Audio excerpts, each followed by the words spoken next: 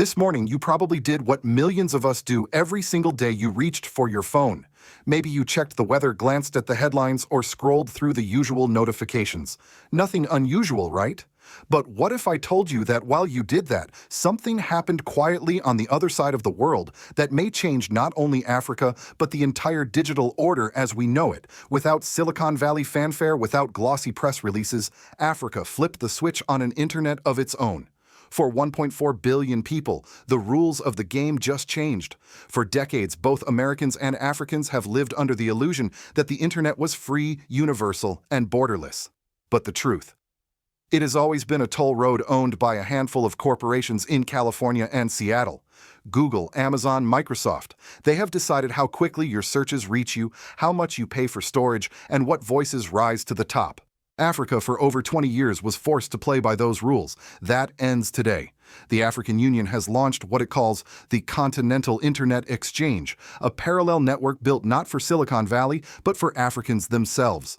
Now let's pause and ask the question: what happens when over 1 billion people stop renting space on America's digital highways and begin paving their own? What does it mean for Google, for Washington, and even for the very idea of a single unified internet? Stay with me until the end, because this story is not just about Africa's future, it's about ours. And if you believe that truth should matter more than monopolies, if you want to be among the first to witness the dawn of a post-Google era, then please subscribe now and share this video. History is being written in fiber optic cables beneath African soil, and the world is about to feel the shockwaves. When we talk about revolutions, most people picture protests in the streets, banners raised high, or armies marching into cities. But this revolution began in silence inside cables, servers, and routers. To understand its magnitude, we need to look back at the daily digital reality Africa faced for decades. Every time someone in Ghana, Kenya, or Burkina Faso wanted to connect online, their data didn't simply travel to a nearby city. It had to cross the Atlantic, bounce through servers in Europe or the United States, and only then return home. Imagine mailing a letter to your next-door neighbor, but first sending it thousands of miles across an ocean. That was Africa's internet. The cost of this detour was devastating. First, it was expensive. Africa has carried some of the highest internet costs in the world, not because of weak demand, but because its people were essentially renting space on foreign infrastructure. Parents in Ouagadougou often had to choose between keeping their children online for schoolwork or paying for basic household needs. The simple act of downloading a textbook could cost more in Burkina Faso than streaming a movie in Boston. Second, it was slow and unreliable. Students in Nairobi often waited minutes for files that their peers in Paris could access in seconds. Doctors in rural clinics struggled to upload patient scans because the data had to travel across oceans before reaching the nearest hospital. The frustration wasn't just inconvenience, it was a barrier to education, health, and opportunity. Third, and perhaps most dangerous, it concentrated power. Every click, every email, every online purchase passed through the hands of corporations thousands of miles away. Google and Microsoft didn't just provide services, they held the keys to Africa's digital gates. That meant surveillance, dependency, and vulnerability. If a government dared to defy Western policies, its digital arteries could be squeezed. If a young entrepreneur launched a promising platform, algorithms could bury it before it ever reached its audience. That fragile dependency is what changed with the launch of the Continental Internet Exchange. For the first time in modern history, an entire continent stopped renting roads and began building its own highways. And these highways weren't asphalt and concrete, they were fiber optic cables, data centers, and new digital protocols crafted for African realities. The scale is breathtaking. Over 100,000 kilometers of fiber optic cable now connect capitals and remote villages alike. 47 major data centers spanning from Lagos to Addis Ababa stand ready to handle modern cloud computing. Internet exchange points, those vital junctions where traffic is sorted and routed, have been placed in nearly every major city. From Dar es Salaam to Johannesburg, from Dakar to Ouagadougou, Africa has stitched together its own nervous system. And here is where the story becomes personal. Consider a young developer in Burkina Faso. She's building an app to help local farmers track weather, soil quality, and crop prices. Before, her app's data might have needed to ping through servers in Frankfurt or San Francisco before reaching her neighbors just a few miles away. That meant higher costs, slower service, and constant risk that foreign corporations could block or exploit her work. Today, thanks to the Continental Internet Exchange, her app's traffic stays entirely on African soil. Farmers in Wahiguya or Bobo Dioulasso can access her platform instantly without hidden tolls to Silicon Valley. Equally important is content. Under the old system, search engines designed in the West often buried African voices beneath European or American sources. A student researching history in Accra might find more pages about Napoleon than about the Mali Empire. Local languages were pushed aside, African scholarship was overlooked. The new digital protocol changes this. It is incompatible with Google's indexing system. Instead, it uses distributed knowledge mapping designed to elevate African voices first.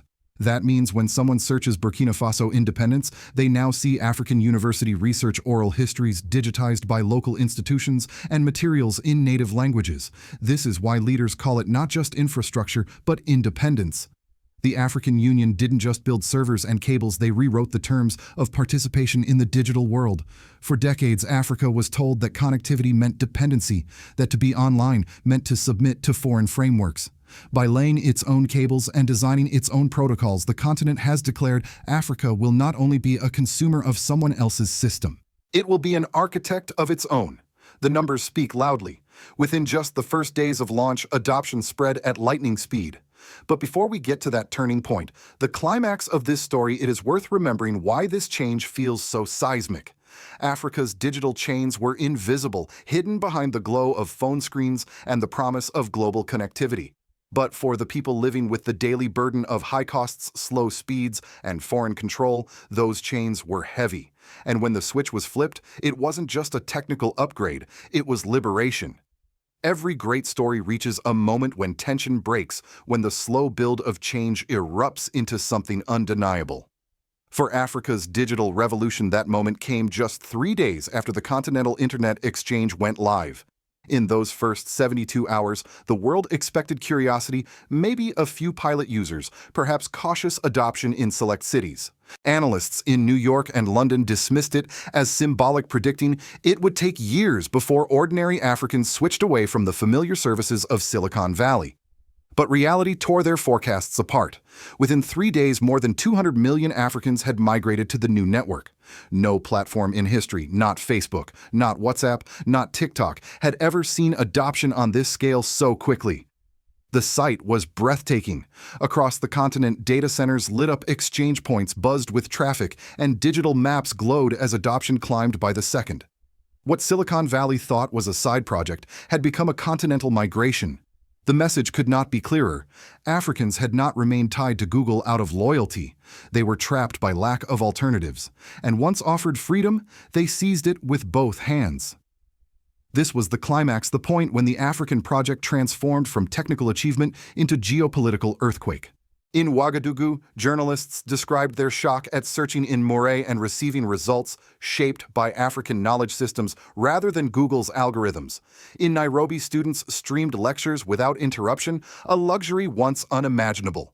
In Lagos, merchants saw their transaction fees plummet, no longer routed through European payment hubs. These were not abstract benefits. They were lived transformations felt in homes, classrooms, and businesses. But if Africa was celebrating, Silicon Valley was panicking. Reports quickly emerged from Mountain View, California. Inside Google's headquarters, executives huddled in glass-walled boardrooms, staring at adoption charts climbing like rockets. Emergency meetings were called. Could Google buy its way back into the African market? Could it redesign its systems to fit this new protocol? The grim answer came back no. The African digital infrastructure was incompatible by design. Google's crawlers couldn't index it. Its ad systems couldn't monetize it. Its cloud couldn't host it. The tools that had made Google omnipresent simply did not work here. For the first time in its history, the company faced a competitor it could neither outspend nor outmaneuver. Microsoft and Amazon too felt the tremors. For decades, they had built billion-dollar businesses selling cloud services to African governments and corporations. Each year, more than $50 billion drained from Africa into the coffers of Western tech giants. Overnight, that stream began evaporating. African governments redirected contracts to local engineers and local data centers. What had once been revenue for Seattle and Silicon Valley was now funding African jobs, African innovation, African sovereignty. Politically, the reactions were just as dramatic. In Washington, policymakers were unsettled. For 2 decades, America had quietly wielded the internet as a tool of influence. Cutting access, throttling services, and surveilling traffic were all weapons in its arsenal. Africa's new system blocked those tools. If data stayed on African soil, Washington's leverage diminished. Sanctions that once crippled economies might now fall flat. Across the Atlantic, Paris and London reacted with alarm of their own. Both nations had long relied on digital infrastructure to project influence over former colonies. Control of information meant control of narratives. But with Africans now writing their own algorithms, European voices were pushed to the margins. The panic wasn't only about economics or geopolitics, it was about precedent. South America announced studies into replicating Africa's model. Leaders in Asia began discussing their own regional alternatives. Suddenly, what started as an African solution was inspiring a global movement. The dream of a single unified internet dominated by Western corporations was fracturing before the world's eyes. Inside Africa, however, the mood was the opposite. Leaders hailed the project as proof that sovereignty was not just rhetoric. It was something tangible, built in code and cable. Youth movements celebrated in the streets, chanting that Africa had not only joined the digital age, but had claimed it on its own terms. And in speeches across the Sahel, Burkina Faso's President Ibrahim Traoré tied the victory to a broader struggle. If Africa could reclaim its gold, its farmland, and now its internet, then truly, the days of dependency were ending. The climax of adoption revealed a deeper truth. This was never about Wi-Fi speed alone. It was about power, who holds it, who shapes it, and who benefits from it. For the first time, Africa was no longer a digital tenant. It had become a landlord, and the rest of the world could do nothing but watch as the balance of power shifted before their eyes. The shockwaves of Africa's digital revolution were not confined to boardrooms in Silicon Valley or offices in Washington.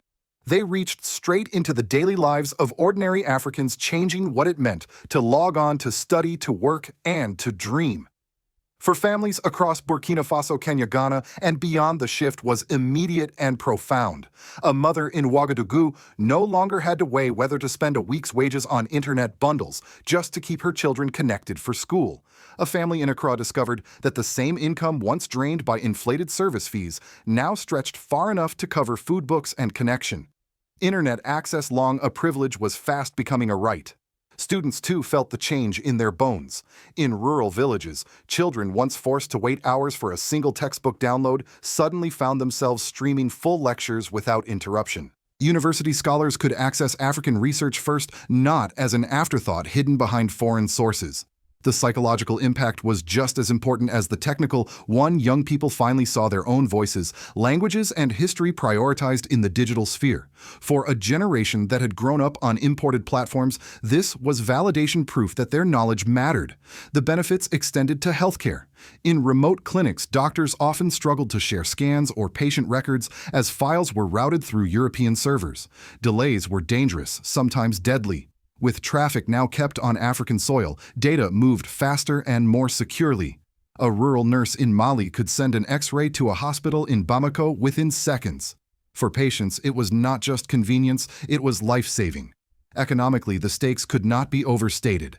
For decades, Africa had been hemorrhaging wealth, over $50 billion a year spent on foreign cloud services, data hosting, and licensing fees. That money flowed to shareholders in Seattle, London, and San Francisco. Now it circulated locally. Each dollar that once left the continent became wages for African engineers, contracts for African construction crews, investments for African startups. The multiplier effect was dramatic: jobs created in data centers, opportunities in app development, training in cybersecurity. Instead of importing technology, Africa was exporting confidence. Politically, the consequences were even more striking. For years, Western governments had relied on control of digital systems as a form of pressure. Want to punish a government, restrict access to online banking. Want to silence a movement, throttle social media platforms. Want to spy on opponents, tap into the servers that carried all their traffic. With the continental internet exchange, those levers of control weakened. By keeping traffic inside Africa, the continent insulated itself from external manipulation. No outside power could pull the plug. This new sovereignty resonated powerfully with Africa's youth. With more than 60% of the population under 25, these digital natives had grown up with smartphones, but never with systems designed for them. Suddenly, they saw platforms built in their languages reflecting their values. The pride was palpable. What once felt like dependency now felt like destiny. Yet sovereignty also brought responsibility. Civil society leaders quickly warned that independence must not become license for abuse. If governments gained too much control over this new system, they could restrict free speech or monitor citizens under the banner of security. Activists called for safeguards, transparent governance, independent oversight, and protections for individual rights. They understood that liberation from Silicon Valley meant little if it only delivered new chains forged at home. Still, the symbolism was undeniable. Africa had long been portrayed as vulnerable in the digital age, dependent on the generosity or manipulation of others. Now, with its own cables, its own protocols, and its own vision, the continent held a shield of its own making. In the end, the civil and political consequences of the continental internet exchange boiled down to a single word: freedom. Freedom for students to learn without barriers. Freedom for families to connect without financial sacrifice. Freedom for entrepreneurs to innovate without foreign tolls.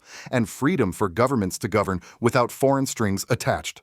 For the first time in the digital age, Africa was not simply connected, it was in control. From Washington to Brussels, the launch of Africa's continental internet exchange landed like an earthquake. For decades, the United States and its allies had assumed the digital world was theirs to shape. The internet itself was often described as an extension of American influence, as powerful as Hollywood, the dollar, or NATO. Now that assumption was crumbling.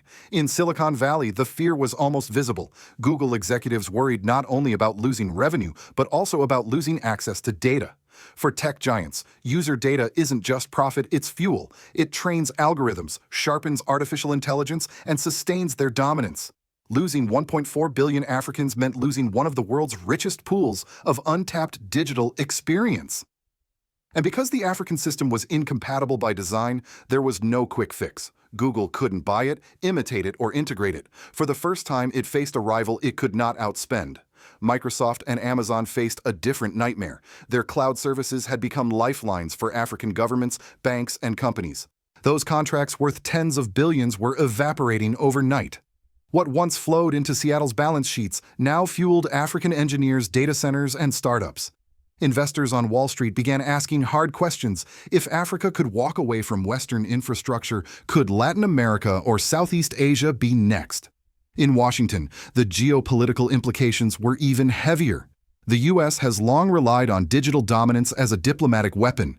Cutting countries off from cloud access, surveilling internet traffic, or shaping online narratives were all forms of leverage. Africa's new system closed those doors. Policymakers debated whether to frame it as a security risk, perhaps even consider sanctions. But they knew the danger. Any heavy-handed response could push Africa closer to rivals like China or Russia. Across the Atlantic, European capitals were equally unsettled. Paris and London, both with long colonial histories in Africa, saw their influence slipping further. For decades, control of media and digital platforms had allowed them to shape African narratives. Now those narratives were being rewritten by Africans themselves. European voices once dominant were being pushed to the margins. Beyond the West, however, the reactions were very different. In South America, leaders openly praised Africa's boldness and announced studies into replicating the model. They too were weary of paying high prices for foreign services that often ignored local needs. In Asia, governments with growing digital ambitions viewed Africa's achievement as validation. If a continent often dismissed as dependent could build sovereignty in cyberspace, then so could they. This global split revealed something profound. The internet was no longer a single commons. It was fragmenting into regional ecosystems, each controlled by those who owned the cables, the servers, and the protocols. Some saw this as dangerous, a retreat from the dream of a unified digital world. Others recognized it as a natural correction. Just as nations control their borders, currencies, and armies, so too should they control their digital lifelines. For older American audiences watching this unfold, the moment felt strangely familiar. It echoed the Cold War when control of information determined global power. Only this time, the battlefield wasn't radio waves or satellites. It was fiber optic cables under African soil. The question that lingers in Washington is stark: will America resist this shift or adapt to it? Trying to undermine Africa's digital sovereignty could spark backlash, deepen mistrust, and accelerate its pivot toward alternative partners. Accepting the change, however, demands humility and acknowledgement that America's monopoly on innovation is not eternal. For the rest of the world, the message is unmistakable. Sovereignty in the 21st century is not just measured in gold reserves, land, or military might.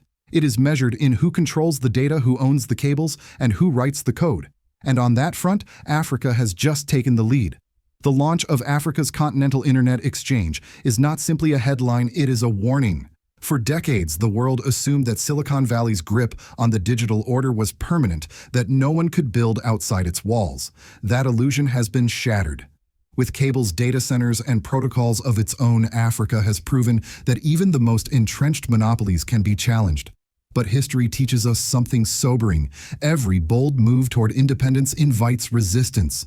Washington may yet attempt diplomatic pressure. Silicon Valley could unleash lobbying campaigns or covert partnerships designed to weaken the system. And within Africa itself, there is the danger that governments misuse their new power, silencing critics, restricting speech, or tightening surveillance. The promise of sovereignty must not become a new form of control. For citizens of the United States, especially those who lived through the Cold War, this moment feels familiar. Once again, the balance of power is shifting not with missiles or tanks, but with fiber optic cables and lines of code. If Africa succeeds, the entire architecture of the digital age may be rebuilt on sovereignty rather than monopoly. That would change how every one of us connects, learns, and communicates. And so the question comes to you. Do you believe that President Ibrahim Traoré's vision, extending sovereignty from gold mines to the digital world, is the model Africa truly needs? Or do you fear that without global checks, this independence could be twisted at home? If you feel that you are among the first to witness this turning point in history, please share this video. And if you believe the truth matters more than monopolies, subscribe to our channel. Africa's digital destiny is only beginning and the world is watching.